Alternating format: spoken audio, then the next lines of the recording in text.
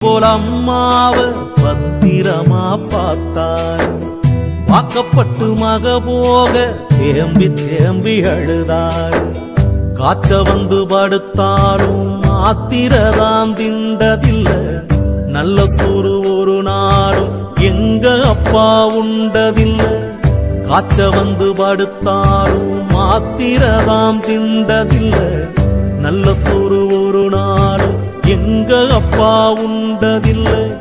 கை நீட்டி கேட்டாக்கா கடவுளும் வாங்கி தருவாரு. கை நீட்டி கேட்டாக்கா கடவுளும் வாங்கி தருவாரு. அவர் செத்து 4 வருஷமாச்சு. திரும்ப எப்ப வருவாரு?